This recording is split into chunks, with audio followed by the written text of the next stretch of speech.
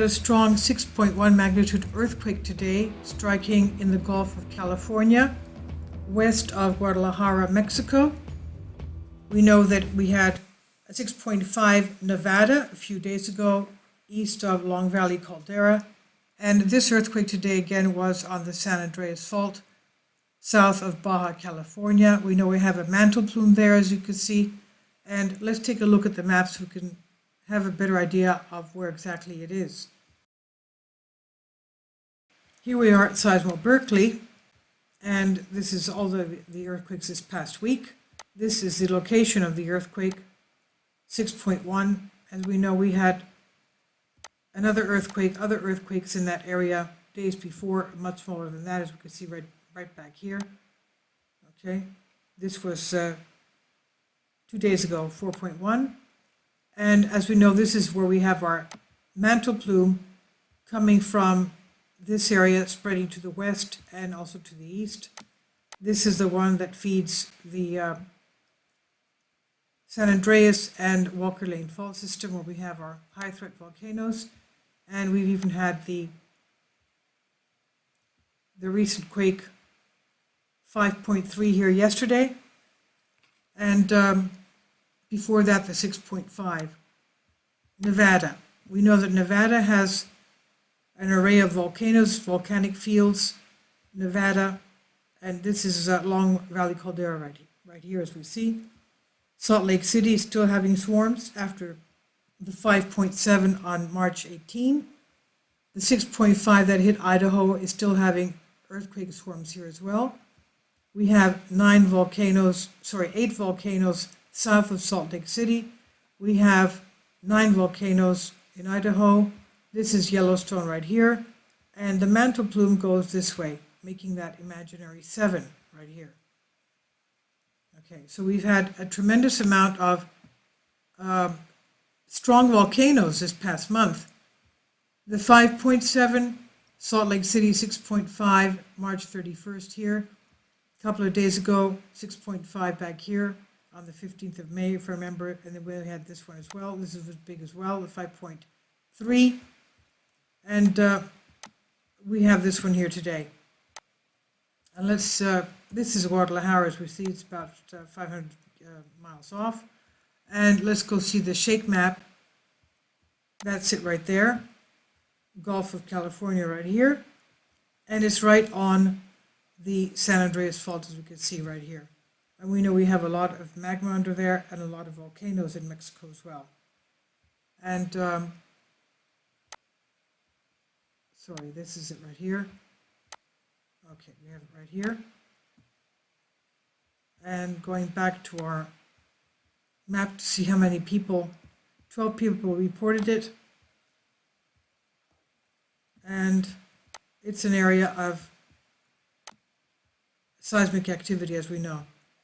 Tectonics, right here, located atop 3 of the large tectonic plates. Mexico is one of the world's most seismically active regions. A relative motion of these crustal plates causes frequent earthquakes and occasional volcanic eruptions. Most of the Mexican landmass is on the westward moving North American plate. The Pacific plate, the ocean floor south of Mexico, is being carried northeastward by the underlying Caucasus plate because oceanic crust is relatively dense.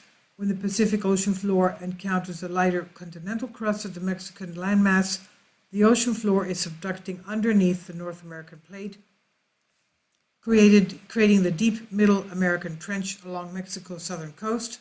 Also, as a result of this convergence, the westward moving Mexico landmass is slowed and crumpled, creating the mountain ranges of southern Mexico and earthquakes near Mexico's southern coast. As the oceanic crust is pulled downward, it melts, and the molten material is then forced upward through weaknesses in the overlying continental crust, and this process has created a region of volcanoes across south-central Mexico, known as the Cordillera Neovolcanica.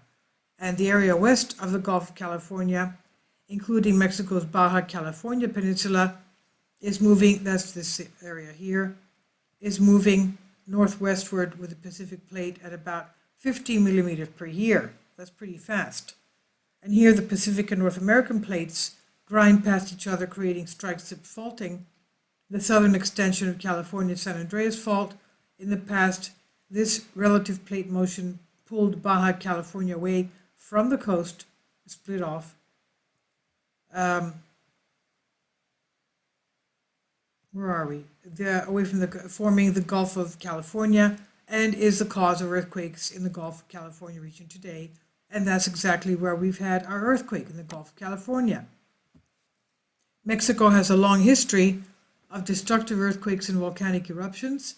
In September 1985, magnitude 8 with more than 9,500 victims in Mexico City.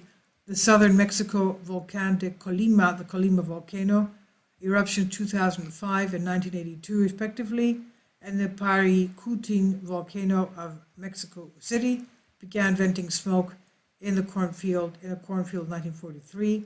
A decade later, this new volcano had grown to a height of 424 meters, and the Popocatépetl volcano, or Mount Popo, volcanoes Smoking Mountains and White Lady respectively. Southeast of Mexico occasionally vent gases that can be clearly seen from the city, a reminder that volcanic activity is ongoing.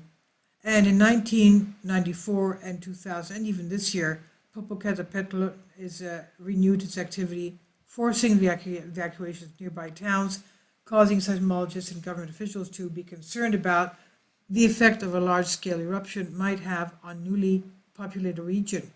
Popocatépetl volcano last erupted in 2010, and also this year as well. So that is the area that has had today's 6.1, this 6.1 right here. And they have not clocked in any aftershocks after this. We'll see what happens.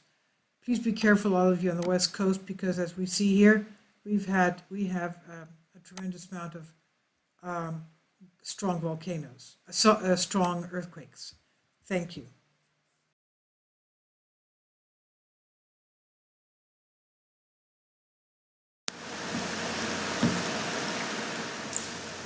If you'd like to join me on my Patreon account, you will hear content not covered by mainstream media.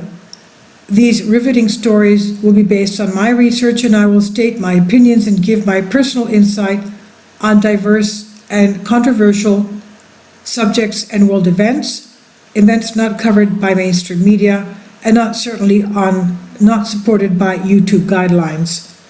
So whatever I have on my Patreon, most of those will not be on my YouTube channel. Please consider becoming a member today. More of the most significant and important videos will be on my Patreon channel. Your support helps me to continue my research and keeps this YouTube channel alive. And we depend on your support, your generous charity, because we help economically challenged families here in Athens, Greece, in Kapota, and we also help the young generation with university tuition and the community around our church. Thank you.